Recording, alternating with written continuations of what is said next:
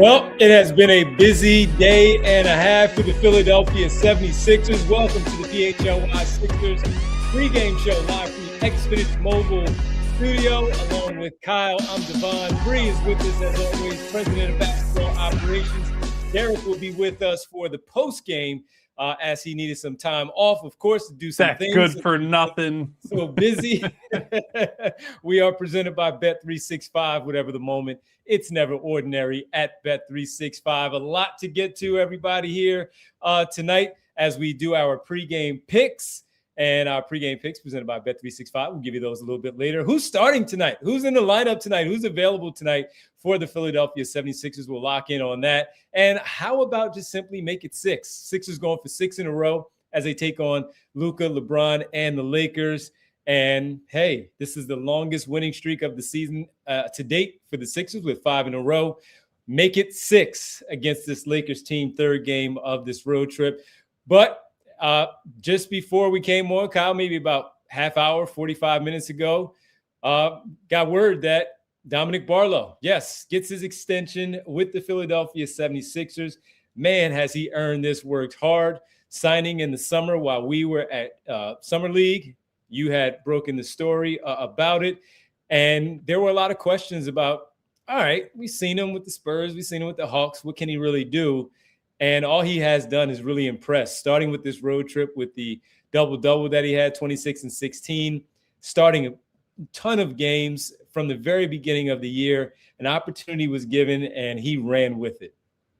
Yeah, so I don't know where exactly, Devon, you'd place him in the pecking order, but I think if you just think about how consistent he's been when he's been on the floor, the fact that he's rebounded the ball at times, which nobody else has been willing to do, could make a pretty coherent argument. He's a top 5 player on the team this season. I'm sure that Kelly Oubre, Quentin Grimes would probably make their own arguments for that, depending on the week, depending on the game.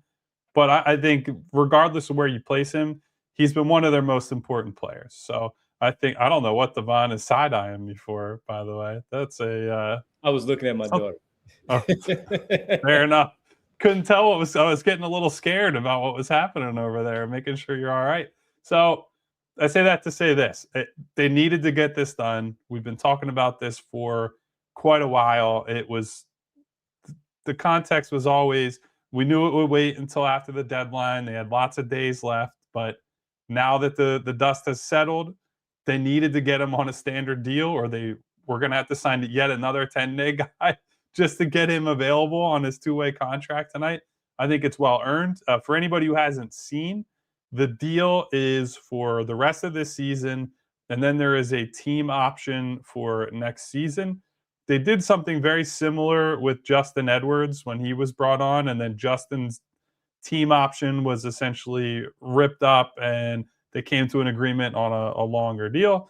And so that's something that they're going to revisit this summer. I suppose how Barlow plays will influence how he would feel there, right? Like if they decline the team option, but Barlow was just playing lights out basketball, starting for this team the rest of the year, I'm not sure that they would want to get to the point where they're declining it, because maybe Barlow and his agent at that point are like, hey, I think I've earned more than you're probably willing to give me on a longer term deal. So we'll have to wait and see there. But I think it does add to the sting of the deadline a little bit, where some of the reason that you dip even further under the tax line will be to get him on a longer term deal. I'm not saying that that's ruled out for the future, but they didn't come to an agreement on that right now, and that's unfortunate. But a really well-earned honor for Dom, who has been probably the biggest surprise of the season for the Sixers. And I would argue he's probably been the best 2-way player in basketball this year, like 2-way contract player. Just for anyone who's thinking I'm saying he's the best 2-way player in the league, that's definitely not the case. But on guys who are on 2-way contracts, I think you could make a clear case he was the best one all year, regular starter, contributor to the team in multiple ways. This is more than deserved for him. Congratulations to him, first and foremost. Very much deserved. I mean, he's earned it. And we were saying this after maybe the first week and a half before he went down. We're like, Sign this man up, because he has been very good. We were even questioning again when Paul George was healthy and ready to go to start the season, since he did not start from game one. Kelly Oubre was able to go. Dominick Barlow was in the starting lineup alongside Joel Embiid, VJ Edgecombe, and Tyrese Maxey. We were saying, hey, can this guy start, going forward? And then he went down, and you saw where while they were winning their fair amount of games, he went down, and you can already see how much his absence impact their lineup, their rotation, the hustle that he shows out there, the effort that he gives, where we question so many different players for not giving that effort. He is not one that we look at for that. And even with the questions of his lack of shooting from the outside, and that really being the only thing, right, Kyle? Because the improvement from his putting the ball on the floor, closing out when guys close out on him, of how much he attacks them now with confidence, and he is really under control, understands who he is, and doesn't make many mistakes there. His body control around the rim, where he gets those offensive rebounds, and he's able to just contort his body in a certain way to still get the shot off without it being blocked, to give him a chance to get the ball on the backboard for an opportunity for a layup and possibly even free throws or an and one. And so just the improvement that he has shown from Summer League, where we were watching him, and there was the occasional, that's a good game from Dominick Barlow. Okay, what is it going to mean when we get to training camp? How far down in the rotation is he going to be? And if I remember correctly, we weren't even really putting him in the rotation at all, because we were more focused on what is he going to do with the two-way. He and Walker on some really nice contracts, but they're really way down the list compared to some of these others. And he has done a great job of moving himself way up there. As you just laid out and asking the question, you don't know where I would have him right now as far as where he might stand in terms of the importance of this basketball team. It's definitely top five. I mean, you just asked that on the fly, definitely top five of how important he is to this basketball team because of the attributes that he brings to this group. Everybody doesn't do what he does. You always have to have that glue guy that just does stuff.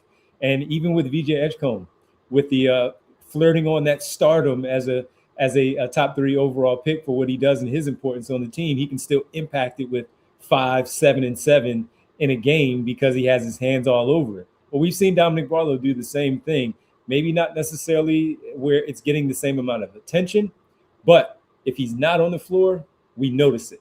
And I think that is a compliment to what Dominick Barlow has done this season, taking full advantage of an opportunity that was given. You don't want to see the injuries. You don't want to see any of that stuff happen. But what he has done just that. And glad that they rewarded him for the work that he has put in for this team. Yeah, and look, Devon, you brought up the shooting. Like, that's the one flaw or the one concern. The thing is with the shooting is if he was a guy who was a reliable shooter, he's not on this team in the first place, right? Because a guy with his physical attributes and I think general game intelligence, because coaches who have come through town, like Quinn Snyder, who had him in Atlanta, he said to us, it's like one of the things that jumps out about Dom is he's just a very smart player, like knows where to be positioning wise, can play make for you a little bit. So when you combine the physical tools with the game sense, I think the only thing that's a question is, can this guy make enough shots to keep defenses honest? Because he's not big enough to be a full-time center, so he's got to play the other front court spot. And if you're playing the 4 in today's NBA, you got to shoot it. I think the one thing that has helped him, other than like, I do appreciate, I don't think he's scared to shoot. He takes his opportunities when they're there, like, and that's great. I think the other thing is that he can beat you on a closeout, as you said, Devon. He could play make, he can do those things, and he has a good understanding of, I have to take enough of these to keep the defense honest, and I'm going to do the other stuff to impact the game. He's an effective player out of the dunker spot. You can be a bad shooter and not depress the offense. I think where they've run into problems is that Barlow a lot of times is playing next to an Andre Drummond and a Dembona, front court guys who teams are also going to dare, and so it can have a bit of an effect because of that. But like I'm mostly pleased with what he's offering on offense. The defense and the rebounding speak for themselves. So it's the type of guy, like, it's a huge win for the organization that a two-way guy, end of the bench, end of the roster, turns into a starting caliber player for a lot of this year. And when they're fully healthy, maybe he's your 6th, 7th, 8th man, or wherever you want to put him in the pecking order.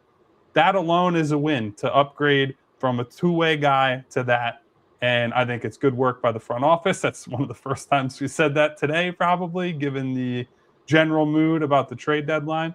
And now the question is, how much can he refine his game from here, Devon? Because he is young enough where we can say there's a road ahead of him that if he builds that shot, if he becomes a reliable, like you tighten up the mechanics a little bit, he's a 35%, can't leave him alone, just like league average shooter. He does so many other things well that'll keep him in the league for a long time. And I will say, you brought up Summer League. He didn't play a ton of games there. To me, the thing that is important, and I'm glad you brought it up, Devon, is that he wanted to play there and he wanted to be here. Part of the reason that I found out and reported on the Barlow stuff was like the things I was hearing. He's a local kid. He's like, I want to be with that organization. I want to come and be, by where I grew up. I want to play for that team. I see a clear opportunity they don't have a lot of options at the 4. And he took that opportunity and ran with it. It's been one of the best stories surrounding the team this year. Really has been. And next up, we'll see what happens with Jabari Walker and his availability, because hey, he's earned one. Maybe you may not want him to play the same amount of minutes as Dominick Barlow as a Sixer fan out there, but he has certainly done his part too in the role that's been given for Jabari Walker. The other two-way guy, Marjan Beauchamp, is also the latest Sixers two-way player taking over for Hunter Salas. We haven't seen him yet in the Sixers uniform. Maybe we'll see him soon. All right, let's take our first break. When we come back, all right, they got a game to play. After everything with the trade deadline, Jarrett McCain, Eric Gordon out, Dominick Barlow signing, bringing in some other players. We'll tell people who may not have heard who they have brought in on some 10 days to bring them to the eligibility of having enough players, including Dominick Barlow, to play. We'll update you on all of that. We'll get to the starters of who's playing, who's in and out. Is Joel playing tonight, everybody? We'll talk about that. Also, yes, spoiler alert.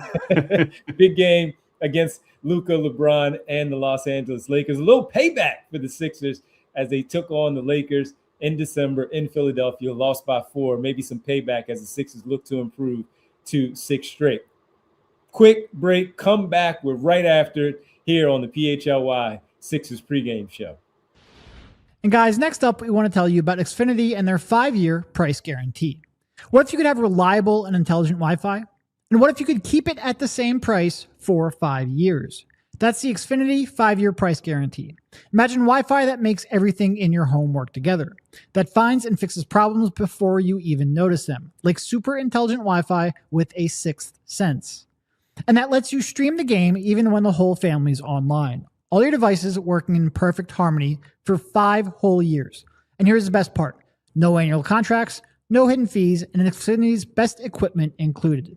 Take it from me, a lot can change in 5 years. Championships are won, records are broken, dreams grow bigger. But your Wi-Fi, it should stay reliable, and the price should stay put. Lock in your price and unlock the possibilities with Xfinity. Learn more at Xfinity.com. Xfinity, imagine that. Select plans only. Restrictions apply. Time to tell you about our presenting sponsor, Bet365. Whatever the moment's never ordinary at Bet365. Over 90 million users worldwide, 780 live events each year, and you get early payouts in the NBA and the NHL. Where else are you getting that? Nowhere but Bet365. And you can always find great super profit boosts, regular profit boosts as well. It's a great place to place your wagers on the games that you love. Also, for new customers and new customers only, guess what? You get $200 in bonus bets when you sign up. That's right, win or lose. You're also getting that nowhere else but Bet365. All you have to do is sign up using the code PHLY365, deposit $10, place a bet for $5, and you get $200 in bonus bets credit to your account. Bonus bets can be used on spreads, totals, player props, futures, and more. Whatever the moment, it's never ordinary at Bet365. Must be 21 plus and physically located in Pennsylvania. If you or someone you know has a gambling problem and wants help, call 1-800-GAMBLER. Back here on the PHLY Sixers pregame show. Kyle, Devon, Bree, all of you, thanks for hanging out with us as we get ready to talk about the Sixers taking on the Los Angeles Lakers tonight. Kyle, before we do that, we do have a haiku super chat there from Skunk. Do we? If you want to run that one there. Actually, Devon, Skunk says no haiku. Just anger. They somehow pissed off both sides. The go get Greek freak side is disappointed. Stay young and grow side. She's a young, promising piece. Get traded for nothing. Only the Sixers, Skunk says. Thank you, Skunk, for your contribution to the show, as always. Yeah, look, I think that's probably why there's so much consensus in the disappointment from everyone discussing the Sixers deadline. They really didn't appease any one group.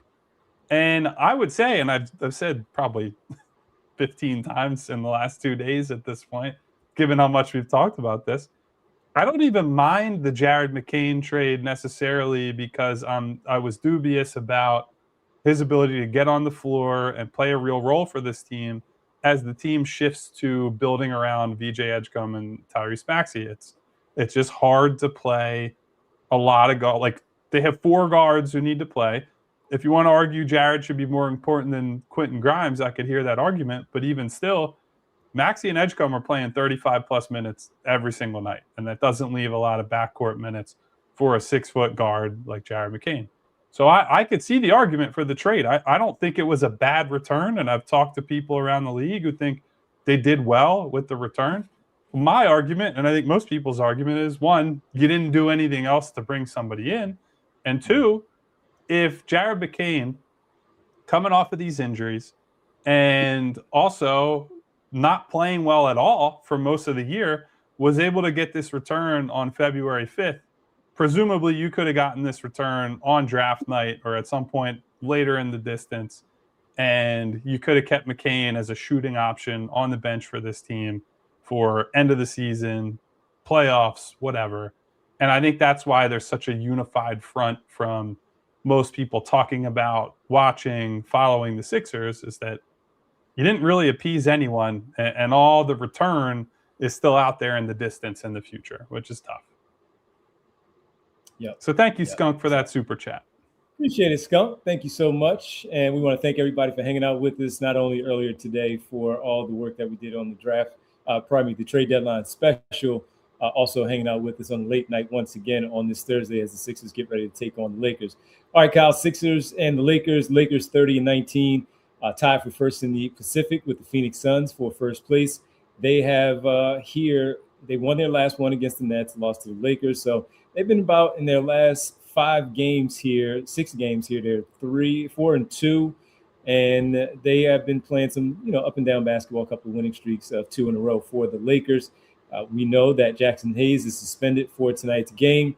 We also know that they traded a mascot killer. When I saw that video, you showed it to me. I'm like, look at this fool, man. He's such a clown, man.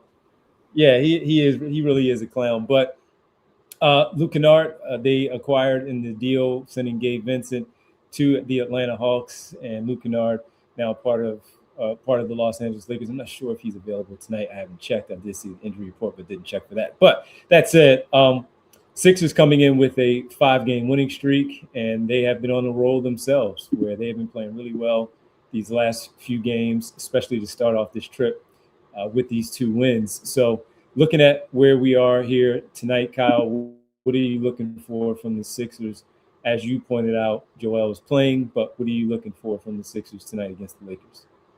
Well, so the big thing for me is that this is typically a really rough spot for a home team. I believe they were on an 8-game road trip prior to this. Mm-hmm. So it's their usual, the Grammys trip is what they call it out there, I believe, where they are trip for us. It's exactly like our Disney on Ice every year for the Sixers. So you're on the road for 8 games, you're away for a long time, you're just happy to be home. We've talked about it when it happens to the Sixers. That first home game back, sometimes you're just not ready for you rest on your laurels a little bit. You feel the comfort of like, I slept in my own bed. I got to see my girlfriend, my wife and kids. I got to hang out with my dogs, whatever it might be. And so you can catch a team asleep night like this, at least first quarter, first half or so. But I think if you're the Sixers, what you want to do is come out tonight with the same purposefulness you saw against the Clippers specifically. Certainly, we saw a great professional effort against Golden State, but without Joel Embiid, it was a little tougher to go out and punch them in the mouth right away. But come out tonight, no Jackson Hayes. They got stepped in the front court, so if you're able to get DeAndre Ayton in foul trouble, that's a quick pass to them having no options to throw at Joel. So we'll see what happens there. And otherwise, just handle your business. Like, this is a team that has a lot of offensive firepower in the Lakers. They are a vulnerable defensive team, and that's kind of been their story this year. They're built around Luka Doncic, LeBron James, Austin Reeves, who all have defensive limitations in different ways. LeBron's just old. Luka doesn't care. Reeves is limited. And so when those are your three most important players, they're three awesome offensive players. Take nothing away from that.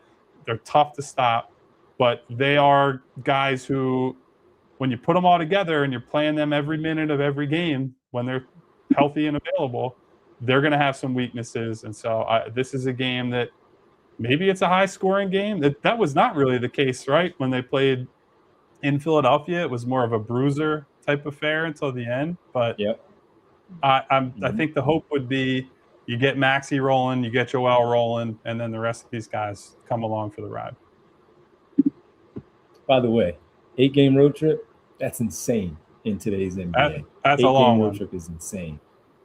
Yeah. We talk about 5 and maybe a 6 for the Sixers, but 8, that's pretty long to be away. So, but to your point, there is a chance, as you said, that they should be in game 1 against the Clippers on their back-to-back, playing night 2 of their back-to-back after beating the Phoenix Suns on Sunday. I wanted to see a fast start. And as you just laid it out, the Lakers just getting back home, sleeping in their own beds, but it is still game 1 that they are in fact back. So as you see all of that right in front of you, jump on them, get on them pretty quickly, stay ahead of them. And when you have players like Tyrese Maxey and VJ Edgecombe, you're able to, move up and down the floor pretty quickly, maybe get out in transition. Luka Doncic is not playing, by the way, tonight for the Lakers. So that's just 2 men down where they don't have Kennard or Jackson Hayes tonight. Run, just get out and run. Luka's going to complain to the officials. He's still going to get his numbers, but he's going to complain to the officials, so he's going to be behind the play. LeBron can still move and get up the floor. Cool. Might be able to run by DeAndre Jordan. Ayton. DeAndre Ayton, the other DeAndre. yeah, exactly. He moves a little bit faster than Jordan, who's with the Pelicans. But, just get out early. Get out on the open floor. Make sure you do that. And one thing that they've shown on this trip, too, is some of the concerns that we've had about their rebounding and their transition defense, they've done pretty good. So if they are able to do that, make sure they watch those kick-ahead passes from Luka and LeBron. They're always looking up the floor to find somebody that's in front of the defense, catch them sleeping, catch them off guard. Those 2 guys, they will move that basketball and try to kick the ball ahead. So make sure that Sixers make sure that they are aware of that, keeping their eyes peeled as always, and also run yourselves where you move and make them make decisions as well. So get a good start, and I think the Sixers will be in a pretty good position tonight against the Lakers. They've done some really good stuff on this trip, really good stuff across this 5-game trip winning streak. So I expect some of that to continue tonight. Yeah, and so don't let the LA bug get you. It didn't get you in the first game. Oh, yeah. Don't get too excited where it bites you in the you-know-what this time around. So let me say, should we pivot to the starters? We know Joel Embiid is going to play tonight. The newly minted Dom Barlow also in the starting lineup, along with... He's paying for dinner, man. Not with some of the max contract guys on this team. I would be pretty upset if they made him pay. So it's Embiid, Barlow, Oubre, VJ, Maxey. No real surprises there. Devon, I don't want to say that I think Joel Embiid owes them one tonight. Feels a little bit strong to me, but he did not. He had a good second half against the Clippers, and they won the game in part because of that. So take nothing away there. But we talked a lot after that game. He did not have a good first half. He was basically the only guy who was out of flow, out of rhythm. I think he was 2 for 10 from the field. at halftime. They got out to the 19-point lead. He took the night off, or the team had him take off, I should say, because Joel wants to play every game. That makes it sound like he's selective with who he wants to play against. So he was off against the Golden State Warriors. They win that game. I think he needs to come out tonight. These guys are on their third game of 4 nights. Those are always tough. Couple good wins, 5-game winning streak. Vibes are high.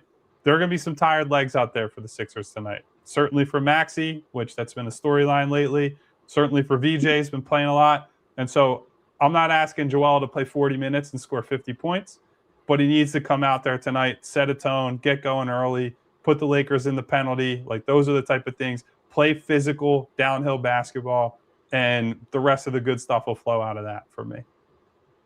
Also, if you are able to get DeAndre Ayton in foul trouble, listen, their backup is Jackson Hayes. We already mentioned that he is out. You look at the rest of their roster, outside of Maxey Kleber, Drew Timme, the second-year man out of Gonzaga, who is a G League player at this stage of his career, but getting an opportunity with the Brooklyn Nets last season, now with the Lakers. Kyle, they just don't have a lot of height where LeBron is 6'9", Luka, Rui Hachimura can play some small ball 5, but what you probably going to have LeBron go up against Embiid if they have to make a decision there somewhere along those lines, or Rui Hachimura. If he can get Ayton into foul trouble like he has done in his career, then we can see something where, hey, get these guys in foul trouble, and now you're living at the free throw line pretty early with against this team. So I would say that that's something also to take a look at. Just trying to get them guys in foul trouble because they do lack height tonight with this team. 100%. And what we've seen in a couple of recent games, Devon, like the Knicks game was a good example. Karl Towns ends up in foul trouble, and then because of the Mitchell Robinson free throw shooting, the Knicks pull him and they play small down the stretch. And while the Sixers didn't win that game, I thought Joel executed great against, it was OG on him in the post in one-on-one, but they're sending a lot of help once he gets close to the paint. And I thought they navigated that pretty well. They're getting open three, making good decisions. And so if you end up in a spot tonight where you do get Ayton in foul trouble, you're able to attack against small ball, it's very simple basketball, right? Get it to the big guy against the smaller guy. LeBron is pretty big, but he's not Joel Embiid big, and he's also 41 years old. So attack the mismatch, use the size, use the strength, get close to the rim, and then let the offense take care of itself. So I want to see him come out and understand what he can do by having a big first quarter, playing physical, forcing them to take fouls on him. Could have a real downstream effect for the rest of the game. Yep, and before we get to the picks, just to look at the starters for the Lakers here. The Lakers have Jake LaRavia, LeBron James, with Marcus Smart and Luka Doncic, Ayton in the middle. So that's been their starting lineup for a few games here, with obviously Reeves out. So that's what you have right there. One more super chat before we get to the picks. Jay of the Jungle says, if the team's vibes are anything like ours, we're effed tonight. Jay, I got to tell you, buddy, and I'll say this to everybody, not just Jay.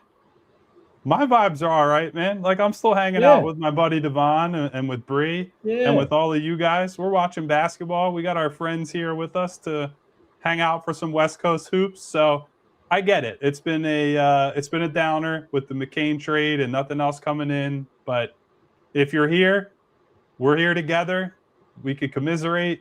We're going to watch some basketball and see what happens. Let's have some fun tonight. End the day on a high note, hopefully. Let's pick up your spirits a little bit, Jay, with some pregame picks presented by Bet365. Maybe you can win some money tonight on your basketball team. Whatever the moment's never ordinary at Bet365. Let's see what we have on this one. I think I did hit the last game. I don't have it open right now to check and see exactly where are things. But let's go with Bree first.